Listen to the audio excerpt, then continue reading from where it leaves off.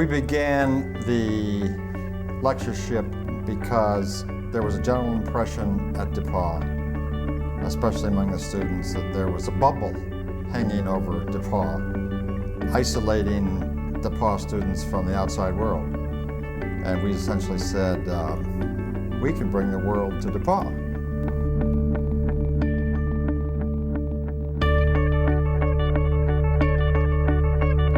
We came all the way from West Lafayette, Indiana. Dayton, Ohio. It's not every day that this kind of thing comes to DePauw. It's really amazing. Tony Blair is visiting Greencastle today. He'll speak at DePauw University tonight. Standing out here waiting in line, we had a chance to ask them why Tony Blair was such an appeal for them. They said it was an opportunity they couldn't miss.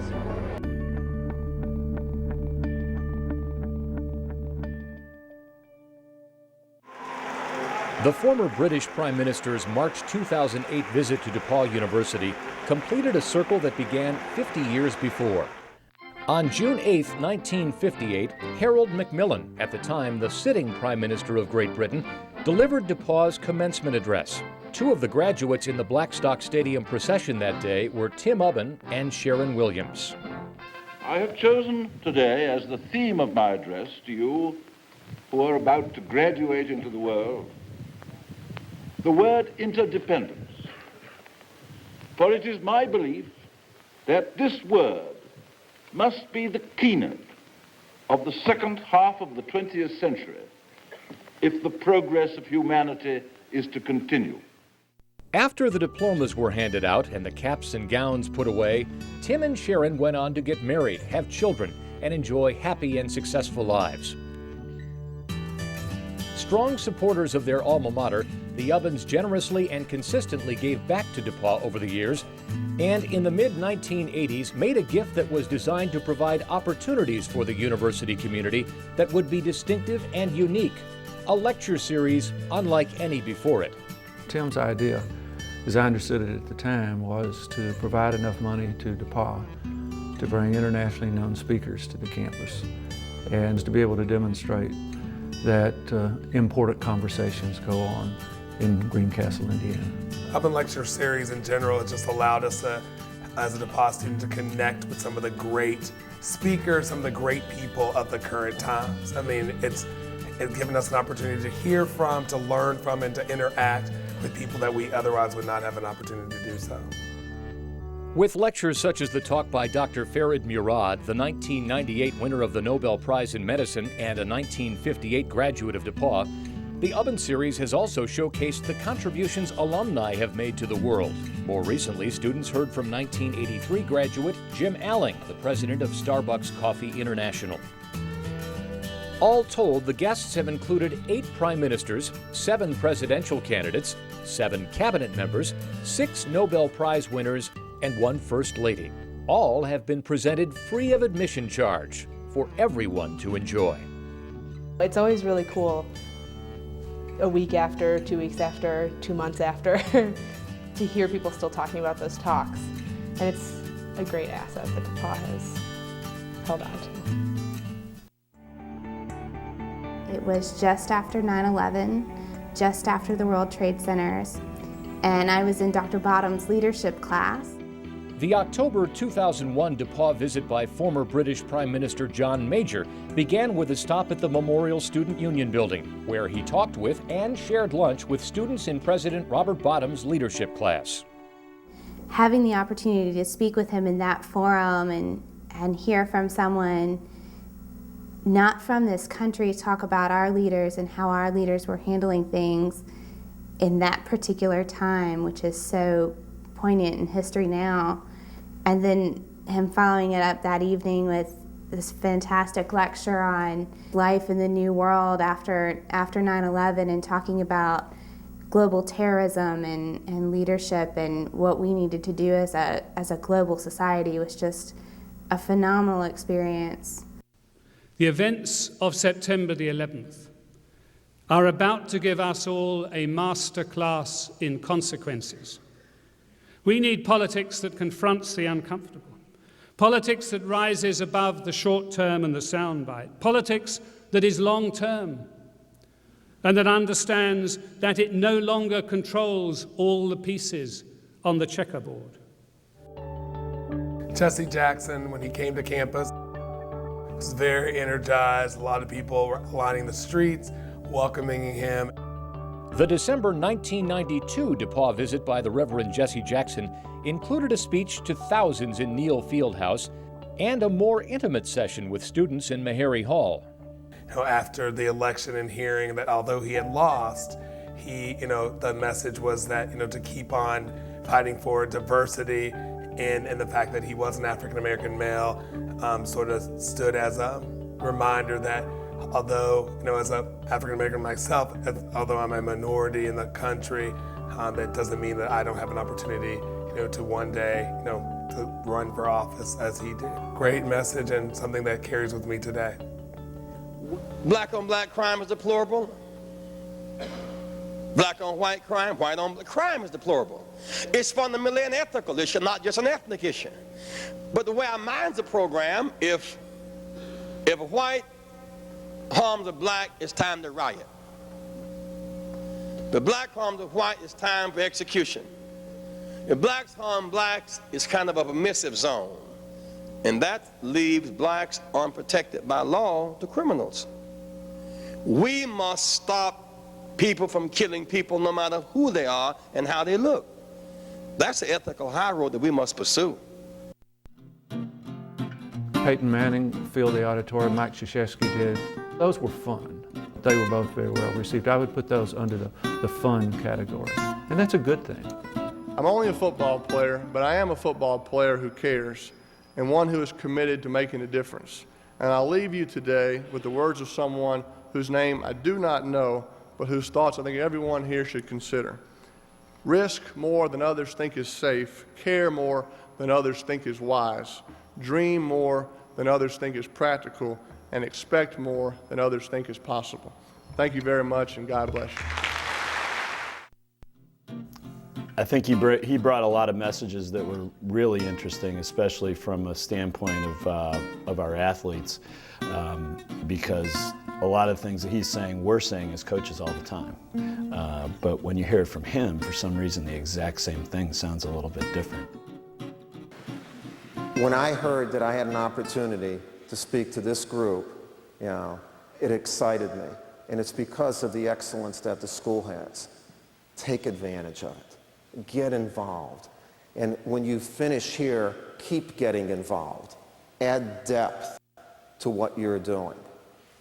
You'll be so darn happy. And then when you accomplish something and you jump for joy and you turn around, there'll be another person to hug. A lot of people today, they just want to jump for joy and there's nobody there because they haven't taken advantage of building teams. Thanks for allowing me to share some time with you tonight, and Godspeed, and let's beat Wabash, all right? All right, thank you.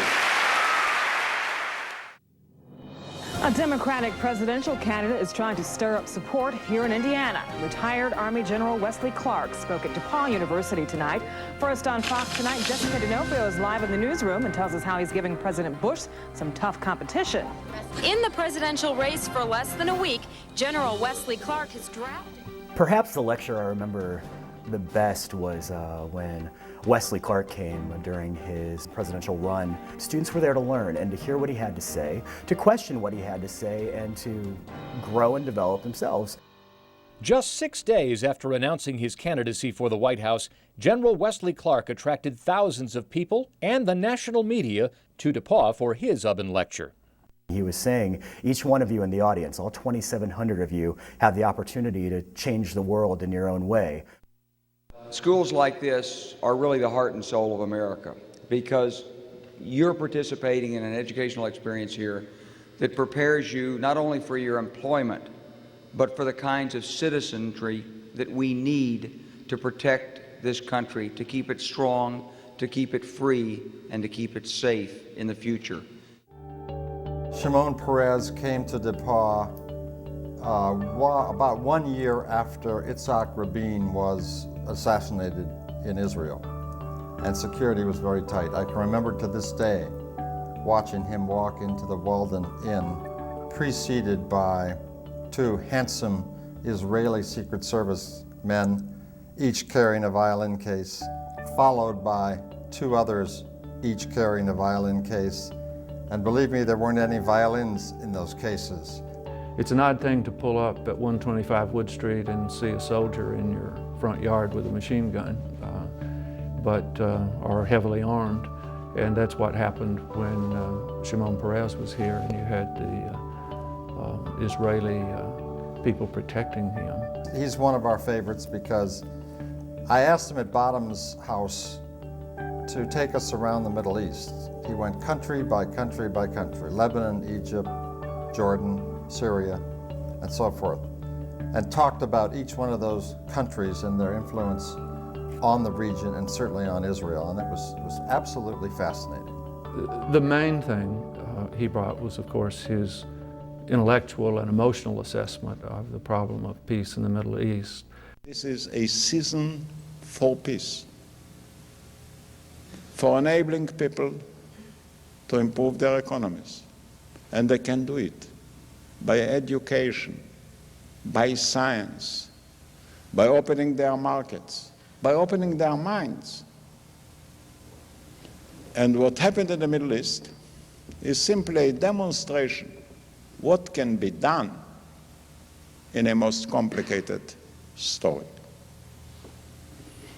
I pray that you and us will use the years to come to continue determinedly, without any fears and any doubts, to enable the other half of humanity to enjoy peace and affluence and prosperity.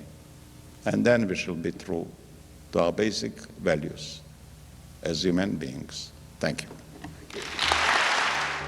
We all preceded his speech with a dinner at Dr. Bottom's house on Wood Street, and I was one of the first ones into the dining room, and Dr. Bottoms was seated on one side and Shimon Peres was across the table from me. And again, these 2 gentlemen Tim was talking about, very handsome young Israelis, also acting very superior, and said to me, "How do we pull these draperies?" They were at the end of the dining room, and I said, "Well, those are purely decorative and they don't pull." And they said, "Well, when the shooting starts, get under the table and tell people to follow you." Not if the shooting starts, but when the shooting starts. That made an impact on me. That made me say, okay. Britain's former Prime Minister Margaret Thatcher told a crowd at DePauw University this century is ending a lot better than it started. For proof, Mrs. Thatcher points to the defeat of dictators, the breaking up of the Soviet Union, and the crumbling of communism. She was probably the best prepared of any speaker who came to DePauw. She invited me over when she landed in Indianapolis. We rode in the car together. We had private time, just the 2 of us. And I was amazed at her knowledge of DePauw. She had really done her homework. She took the Ubben lectureship seriously, and I appreciated that. I think she knew more about DePauw history than I do. People lined the walk, and it was fun. You know, it made me feel like a celebrity, and even though people had come, of course, to hear Margaret Thatcher. It was for me a great honor to be asked to come and address people of this very famous university, which has a reputation for excellence, because excellence is the only standard worth striving for. And its achievement applauds not only those who reach it, but it pulls up standards everywhere else. Over the years, DePauw University has hosted several distinguished speakers at its lecture series. And that includes former Secretary of State Colin Powell and British Prime Minister Margaret Thatcher. 24-hour News 8's Debbie Knox is joining us now with more on a visit today by the former Soviet leader Mikhail Gorbachev. I think this is the first time we've had a Russian, and particularly a Russian world leader, come to the DePauw campus. I think it's very important that he came. Americans have so many misconceptions about Russian culture and Russian politics, and particularly after the Cold War and after the Reagan years. Well, Mikhail Gorbachev came to DePauw, and it was an absolutely awesome event. Probably 3,000 or 4,000 people in Lilly. My recollection of Mr. Gorbachev was how approachable he was, how friendly he was. I don't know what I expected, but I didn't expect the warmth.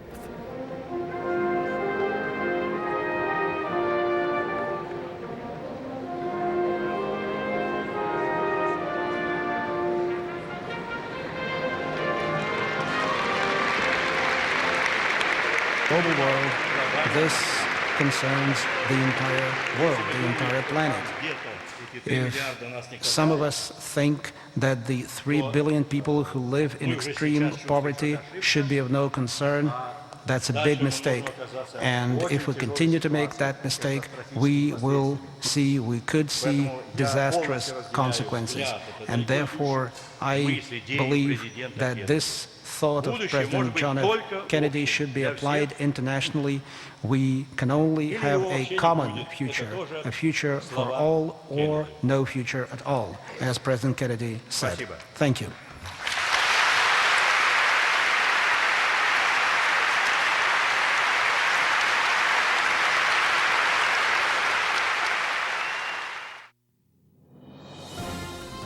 The war was a major issue in American politics, and he had come back from being the #1 civilian authority for the provisional government.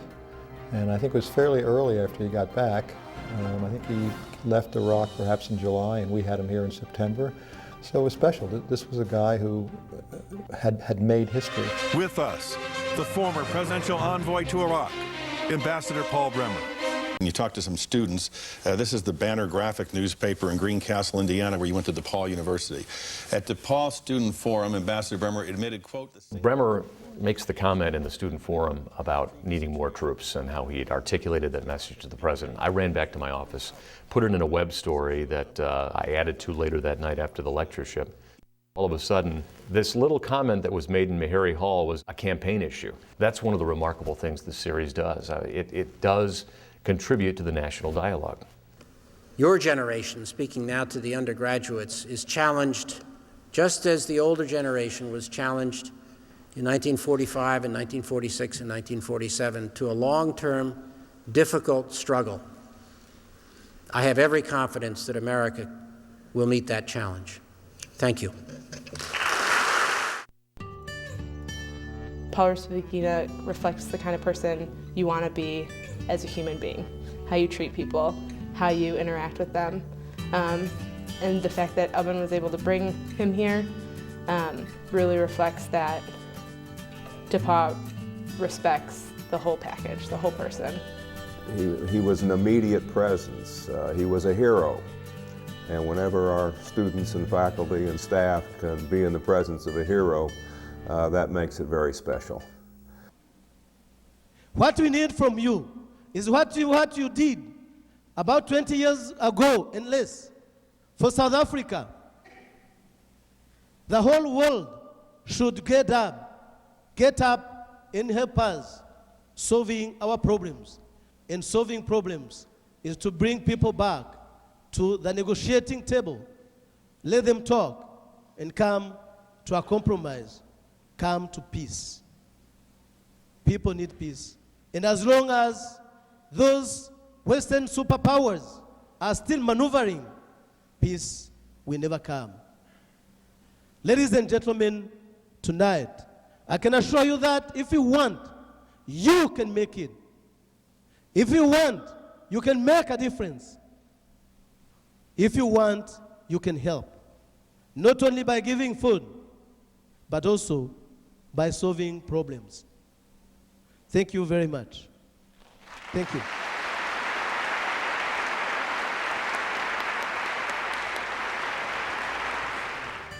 In our day-to-day, we have the opportunity to make the right decision. That was probably the most powerful part. I don't know why I did, because I was so nervous.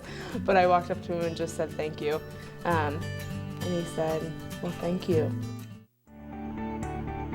I'm not usually surprised, but when Colin Powell stepped out of his limousine, he's a very large man, he stuck out his hand. and said, "Good evening, Mr. President." And I just kind of wilted.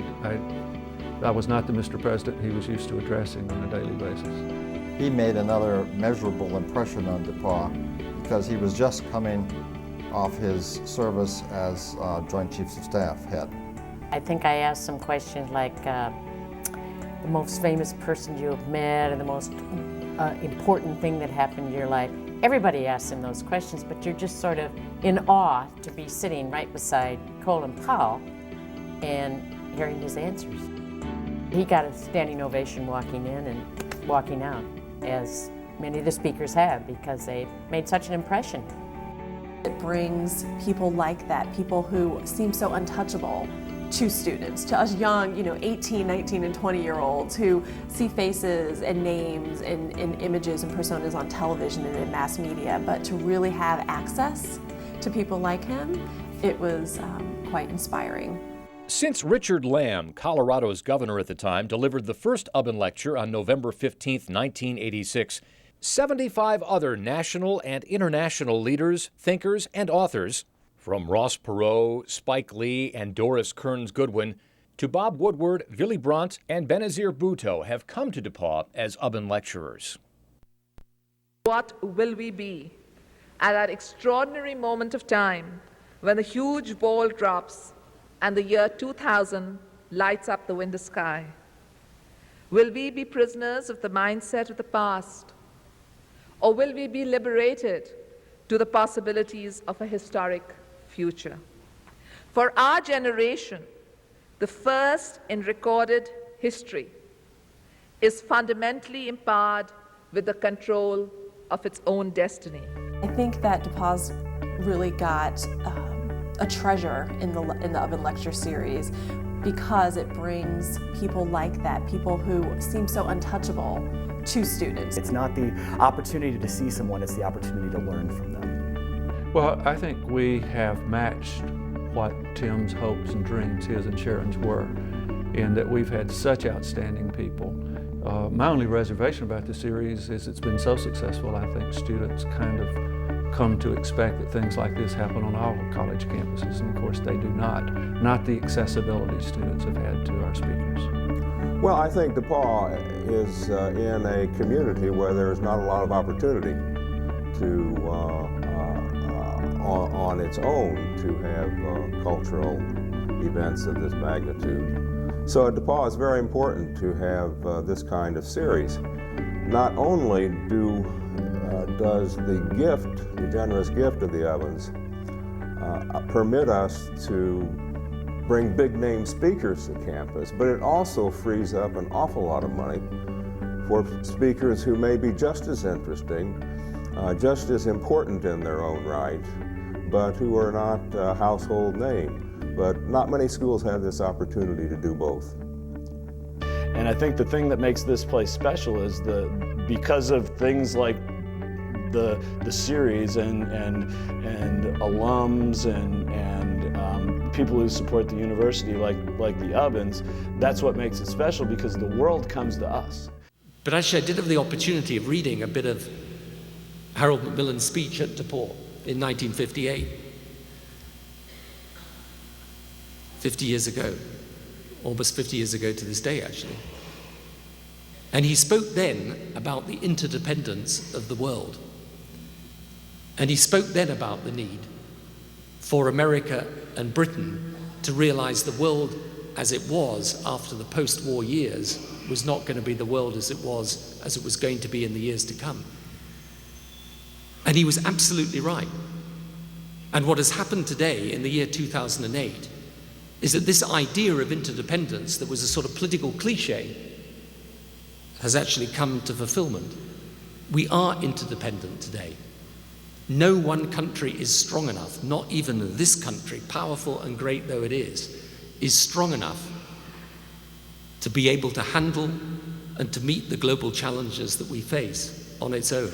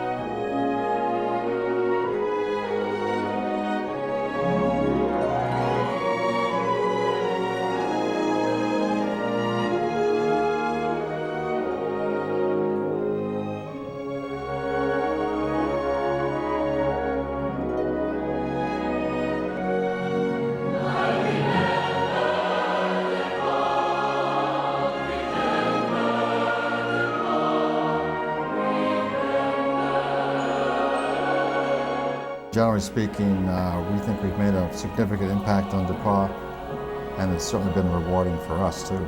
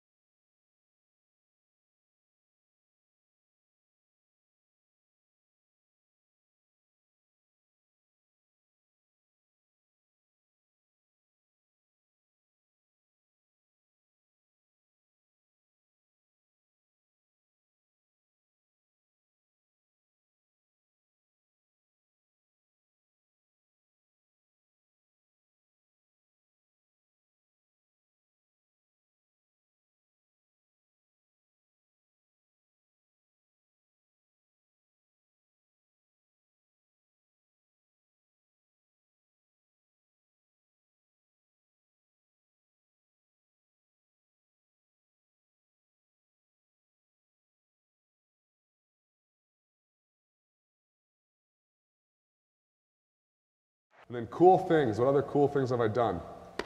Talked at DePauw University.